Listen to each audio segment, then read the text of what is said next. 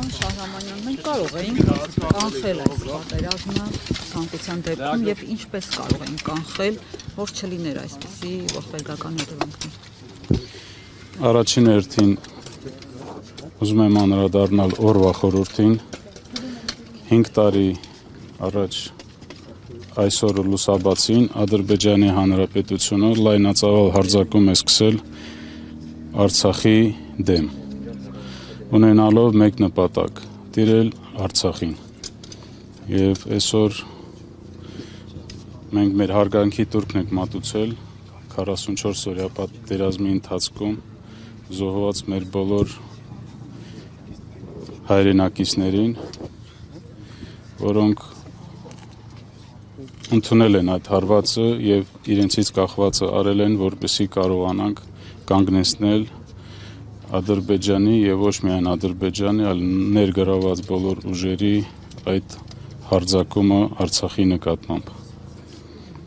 Ինչ վերաբերում է կարող էինք կանգնեցնել կամ խուսափել այդ պատերազմից, մենք տարիներ շարունակ տեղյակ եք, որ ձևավորված եղել Մինսկի խումբ, որը զբաղվում էր այդ հակամարտության կարգավորմամբ եւ տարիներ շարունակ լսում ենք վստահություններ, որ Արցախի հարցը ունի ռազմական լուծման տարբերակ։ Ցավոք սրտի, թե աշխարհում, թե ընդհանրապես փոխվել է իրավիճակը, իրադրությունը, տեսակետները եւ այսօր տեսնում ենք եւ ականատես ենք լինում, որ աշխարհում շատ ու շատ հարցեր լուծում են ուժի տարբերակով։ Իսկ ինչ վերաբերում է կարող էինք խուսափել թե չէ, ինձ թվում է ես այդ հարցին այս բան չեմ կարող պատասխանել։ Պարոն Շահրամանյան, հիմա ասում են Հայաստանի ու Ադրբեջանի միջև այլևս խաղաղություն է։ Դուք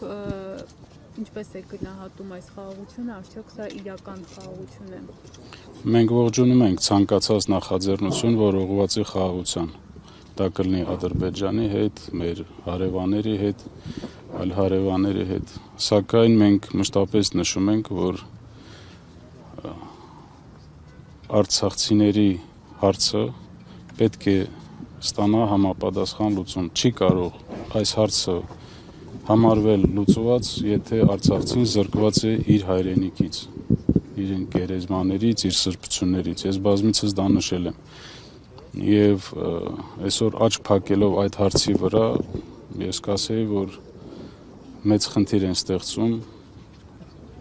հնարավոր է հետագայի համար թե Ադրբեջանում, թե Հայաստանում։ Այս հարցը պետք է ստանա համապատասխան լուծում, արժանապատիվ եւ անվտանգ վերադարձի տեսքով։ Շատ են ձեզ մեղադրում, ձեզ չարցախցիներին, որ դե մնայիք կռվեիք, չգայիք, չտայիք։ Այս խոսույթին ո՞նց եք վերաբերվում։ Այդ խոսույթին ես լուրջ չեմ վերաբերվում, քանի որ նման արտահայտություն անող մարդիկ չեն կարող իրանց լուրջ ազնվորություններ համարեն։ 2020 թվականի պատերազմից հետո ստեղծված իրավիճակում Հայաստանի Հանրապետության, Ադրբեջանի Հանրապետության, Ռուսաստանի Դաշնության նախագահները ստորագրել են մի փաստաթուղթ, որով դադարեցրել են ռազմական գործողությունները։ Եվ եթե հնարավոր էր շարունակել պայքարը, տրամաբանական է, որ դա պետք է շարունակվեր 2020 թվականին։ 2020 թվականից հետո մենք ունեցել ենք մի իրավիճակ եւ Ադրբեջանին փոխանցվել են շրջաններ Արցախի շուրջ, փոխանցվել են ռազմական մեծ նշանակություն ունեցող դիրքեր,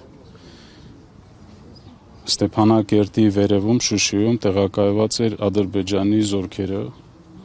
եւ այս իրավիճակում խոսել, որ մնայիք պայքարեիք, սա ես լուրջ չեմ կարող համարել։ Իսկ 5 միլիարդի զենքը, որը թողնվել է արի։ Զենքի վերաբերյալ ես առիթ եմ ունել արձագանքել, այս բանի նպատակահարմար չեմ գտնում։ Ժամանակը կգա, կխոսենք դրա մասին, տեղյակ եք, որ հարուցված է համապատասխան քրեական գործ եւ այդ շրջանակներում ես նաեւ